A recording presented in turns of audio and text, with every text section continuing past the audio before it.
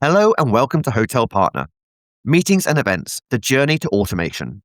In this episode, we look at the partnership between Radisson and Hivr.ai about the journey to automating the management of meeting and group bookings. With Mandy Stam, Senior Director of Business Solutions at Radisson Hotel Group, and Felix Undeutsch, CEO and co-founder of Hivr.ai. We'll start by understanding the problem at hand and how in partnership, Radisson developed a solution and the journey to adoption. Welcome to Tavel Market Life, your companion for industry insights and professional business development. Tavel Market Life. Join us by webcast, video or podcast. So I'd like to welcome Mandy Stam from Radisson. Hi there, Mandy. Thanks ever so much for joining us today. So I'd love you to just jump straight in and tell us a little bit more about the Radisson Hotel Group and the department you particularly oversee. Well, thank you, Ryan, for having me today. Just to give you a little bit of a summary and around everything that we're doing. Our department is called Business Solutions for Sales and M&E, meaning that within the hotel group globally, we are looking after and analyzing constantly all the processes that we currently have, the tools that we are operating around meeting and events, both on property as well as in our central offices that we have for the management of those types of requests. But we are also looking after the technology that our out-house sales teams are using, our account managers, like the CRM tool that we have in situ. And we are trying to optimize and make their day-to-day lives easier, more efficient, and so on. Our company as such, we work strongly with a rolling 5-year strategic initiative plan. We are looking after those strategic initiatives as part of that overall company plan that we every single year revise, of course, also based on all the technology and developments that are out there in the market. So that's kind of the overall aim that we're doing. It's a team of 15 already, so we're quite rapidly growing. We started with our department around about 3.5 years ago, and that was just 2 people. So Wow. yeah, That must be a lot to get your head around. I guess you got to understand what's happening right now and where that business is going to be in 5 years' time. now for sure. We started our journey, I think, in 2020 already.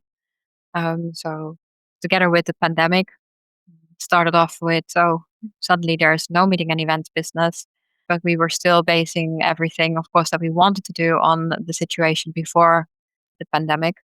And then, of course, we had to accelerate some of our things that we were doing and had in plan in order to be able to manage and cope during the pandemic as well. So we kind of used the whole situation where we were low in business in order to accelerate all of the transformation that we had.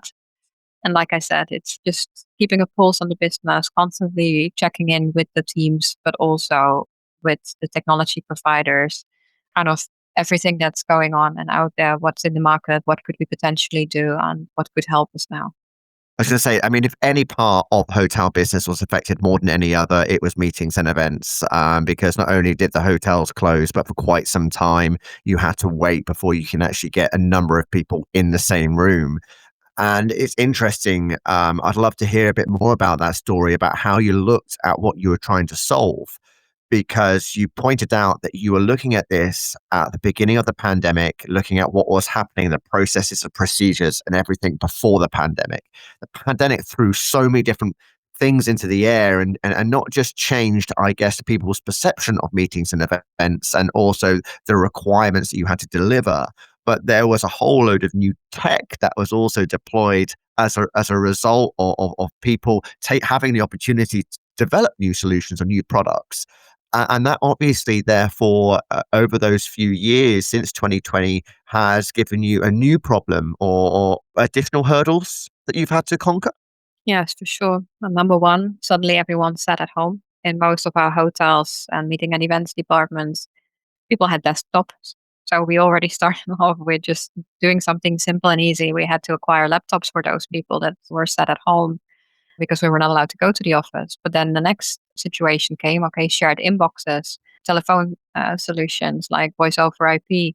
So that was kind of the first initiative that we took. We had a check with different voice over IP and telephony solutions that are being used in software by contact centers, with people, of course, sitting at home. And we also, during the pandemic, then saw, okay, if that's now possible, why not also just centralize these people moving forward? And we kind of seized the opportunity to do that. Also, of course, after the pandemic and also during the pandemic, a lot of people were reluctant to go back into the industry as well. And they looked for jobs outside of the industry. So it was really hard also to get good qualified staff back into the hotels, which then, of course, triggered a whole new chain reaction that we had to look into automation and to make things easier and faster and more efficient. And that's also the time when Felix and I started to get into contact to see what we can do to, for instance, automate the requests that we're receiving through online channels. So the Expedias and Booking.coms for the meeting and events area. Absolutely fascinating. I mean, as you say, it's not just about addressing the commercial opportunities that are available, but also addressing the operational aspects of that and making sure that they're all in sync, as you point out. In a period where struggling to find the people who have the level of experience needed to address a lot of this, and it sounds like there was a lot of pressure on the teams in order to respond to this business. I mean, typically, when it came to RFPs or inquiries about meetings and events, what was the process?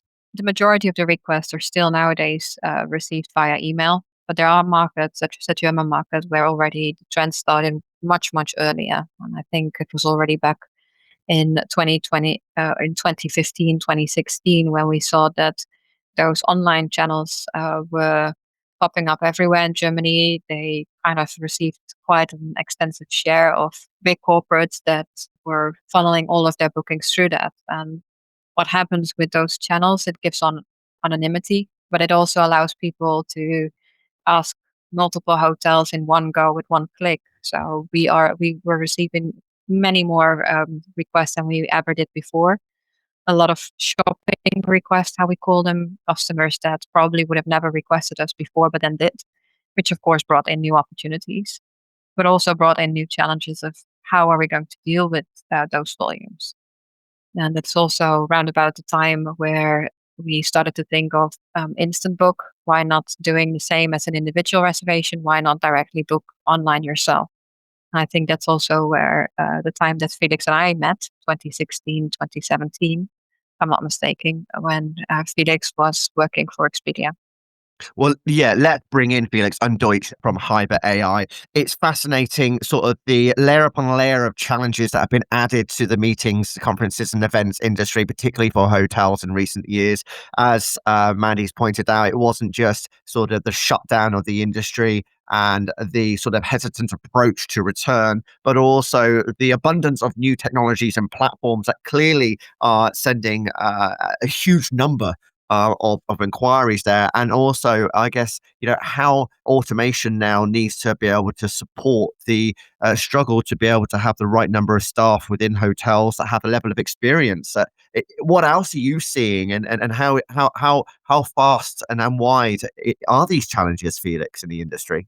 I think the main one is what Mandy pointed out is it's very difficult to get experienced staff back into the office or prevent churn. So there's a very high amount of employee churn actually. And when you look at the meetings and events business, it's super unstructured. We're getting a lot of emails, requests from all kinds of channels.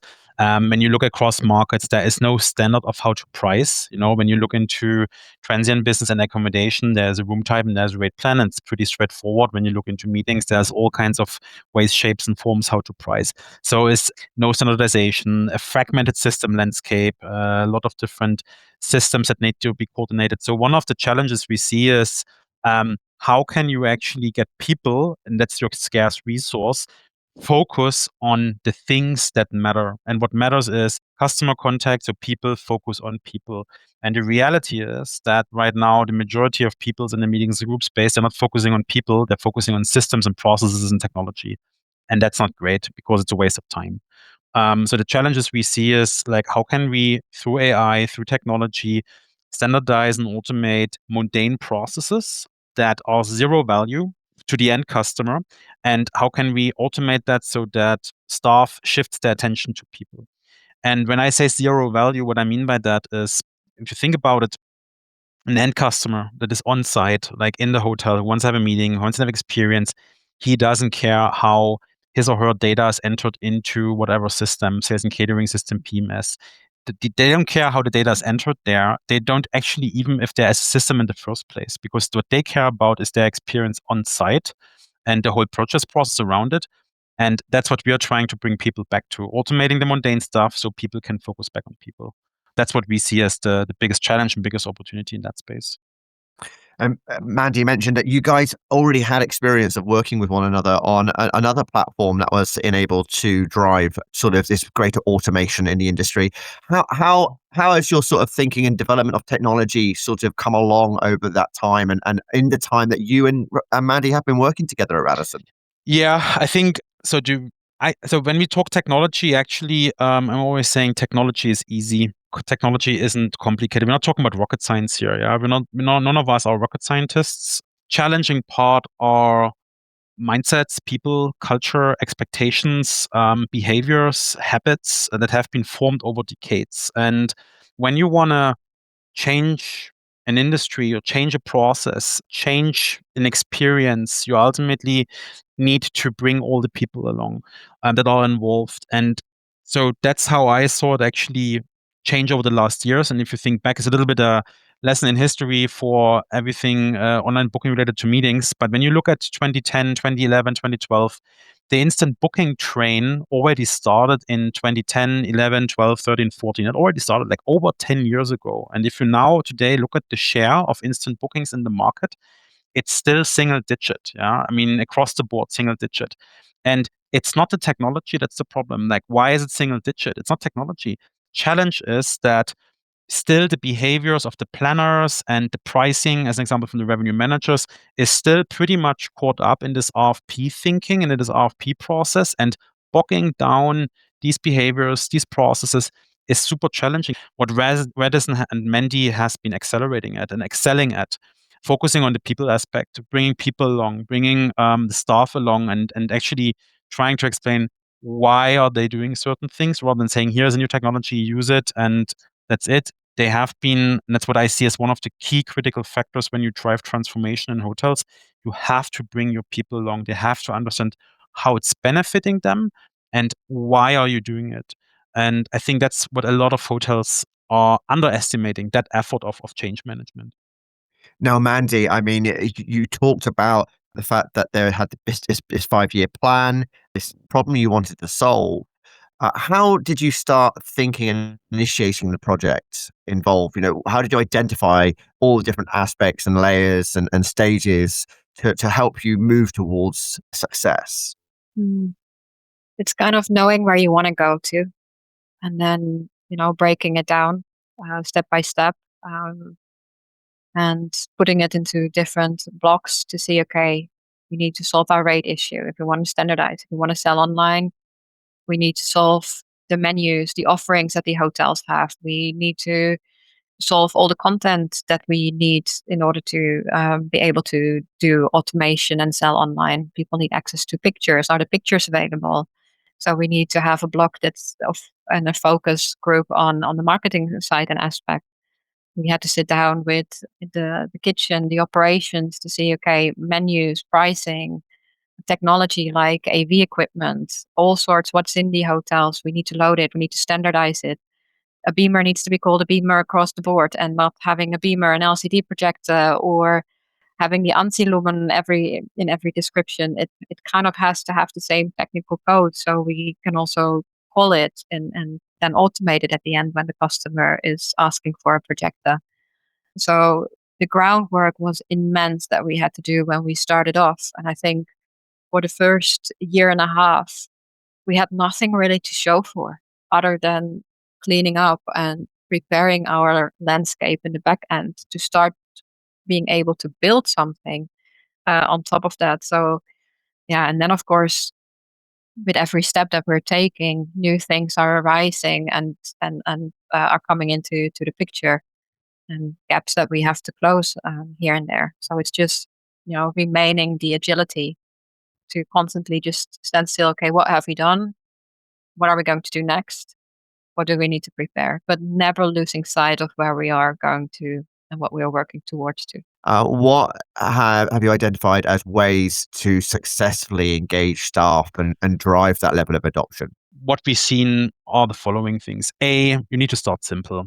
Oftentimes, and I mean, me as a German, I'm always happy to kind of especially the Germans are very detailed. They want to always solve it everything and have it perfect, and that's not the way to go. Yeah, so it's sometimes challenging for people to just say, okay, what's the simplest version we can start with without a lot of dependencies. That's what we have been seeing, like simplifying as much as possible to get started. That's one of the recipes to success. The other recipe is you need internal change makers. If you have management deciding, hey, top down, we want to do X, Y, and Z, and this is what it is, it's not going to work. You need people on the ground, on the floors that are ultimately owning a process and owning a transformation. And when they own it, it's like a fire that is spreading internally. Like you're creating peer pressure. Others are also starting to use it, and it's like a fire that is going through the entire organization suddenly. That's something we have seen. Another thing, and again, I'm not bothering with 10 more, but only with maybe one more, is sometimes, especially when it's initiated by the C-level, oftentimes seen like, okay, we want to see the ROI, we want to see the revenue increase, we want to see the top line results, and so on. And the reality is, when you start with a transformation, the first things you are seeing are operational leading indicators that change. Like this might be a response time improvement, or a turn down improvement, or a timeout improvement. These lagging indicators like revenue increase and whatever, they will come, yeah, but it takes time and patience and constant refining. And that's another thing that we have been seeing, that people have to measure what matters rather than just looking at the big numbers and so on. They have to really go into the details and in the weeds. But again, there are many more things, but these are, I think, the three most important ones. Simplifying, bringing people along, and measuring what matters. Interesting. Mandy, particularly on site then, what have been some of the hurdles that you've had to try to overcome, or some of the friction you're still getting today? Last year, we had a year where suddenly all of the different puzzle pieces started to come together.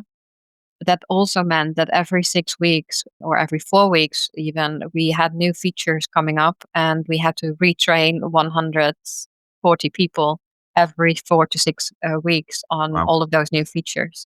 And what we saw was that it was just too much. The pace was too high. People got Mhm. confused.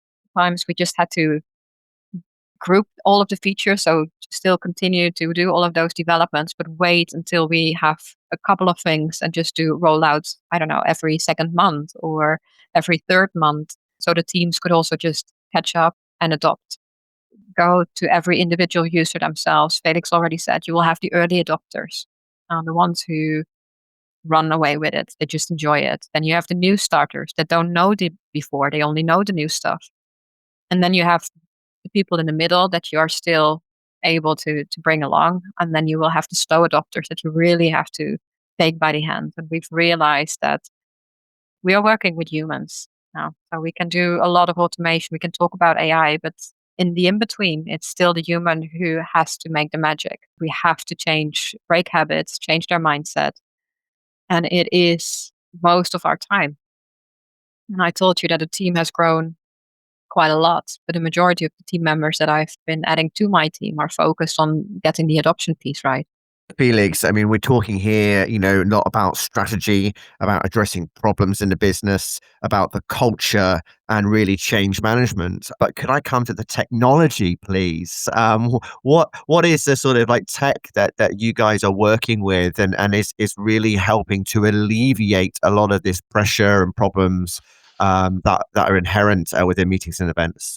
Now, with the rise of generative AI, large language models, and so on, you can actually take a lot of unstructured information. And again, in the meetings and group space, when it comes to RFPs, a lot is just text. Yeah, it's emails, it's requests that are just listing agenda items and so on. This is all language, totally unstructured. So with the rise of generative AI, you're now able to make sense of what, from a machine perspective, didn't make sense before. So I think that's the big change, and that's what's under the hood. So what we are doing is we are having various different small language models, so SLMs and large language models that are orchestrated and are automating various parts of the process. So as an example, we can automate email intake, we can automate email classification, data extraction, I can build the proposal back together. We can automate phone calls. So as an example, if we receive an email and the email might miss some information, we want to qualify the lead as a hotel, an AI could call back and say, listen, there is a date missing or a number of participant is missing. So you can, across this entire process, with a lot of different steps in between that are highly unstructured, now with large language models and generative AI, you're actually able to suddenly start automating what was previously not automatable. And that's the big technical, not revolution, but evolution. And you see this also in many other spaces, actually. So that's what's ultimately driving it. What advice, Mandy, do you give to hoteliers addressing the frictions and the inherent problems that are in the MICE sector? What I in general would say is just start doing it. If you don't start, you will never get there. It is happening, and it's happening now. There are a lot of providers out there that are currently in the race of solving the questions, the queries, and the topics. I also want to go back one more time to what Felix said. People still are buying from people, and it is trial and error. We also tried together with Felix a really nice exercise of having our voice AI doing cold calls to customers to bring back old business, how we call it, ringing existing customers that haven't yet put their request in. But the hang-up rate is still immense. I mean, Mandy, she had known you previously. There is that relationship there already. Felix, when you are meeting new hoteliers that are exploring this, where is the starting point? I guess it's a conversation, is it? Yeah, I mean, so the people that talk to me, and when they talk to me the first time, I'm always putting my cards on the table. It's a conversation. You have to be transparent and open, and you have to tell them what works, what doesn't work, and nobody has time for kind of like trying to do things that don't make any sense. And the starting point here is to say, actually, listen, I don't know what your baseline is as a business. I don't know where your conversion is. I don't know where your timeout rates are. Even you don't know that. So let's just make a pilot with a couple of properties. Let's measure it, and then we can make a business case. And for this, you need trust, yes. But it's like the first step, the first imminent step when you have a conversation is to say, listen, we can talk like for ages. We can make up whatever business case you want. The reality is you need to get into the weeds, test it, measure it, and then we know what we can help you with or how you can improve. But the reality is in meetings and groups right now, the majority of people is blind. They don't know what they don't know. So the first thing is start measuring to ultimately come up with recommendations, what and where to improve. And that requires trust. Absolutely. Excellent. Mandy, thank you so much for sharing your story. Felix, for giving us your insights and experience there. It's been a wonderful conversation, and hopefully our listeners would learn a lot from you two. So thank you again. Thanks as well. And thank you, Mandy, also for your partnership in the last years, of course. And I'm very happy that I was able to be part of this podcast today. Likewise. So thank you, Ryan. Thank you, Felix. It's been a lovely conversation today. Thank you. Okay, so anyone who's listening, now the great thing is that we have ended 2025 on a podcast looking at automation and AI, and really the fact that you need to explore the problems and start having those conversations. Look back on some of our other episodes that we've done on AI at the earlier part of 2025, and coming soon in 2026, we'll be exploring AI in more detail to really break down what's actually on the cards for the hotel and hospitality industry. Thanks ever so much for listening. I'm your host, Ryan Haynes. Ciao for now. For more, go to Travel Market Life. The music sensation by Zach Nelson is reproduced under license from Storyblocks. Travel Market Life is a Haynes Marcoms digital marketing agency production, serving the travel and technology industries.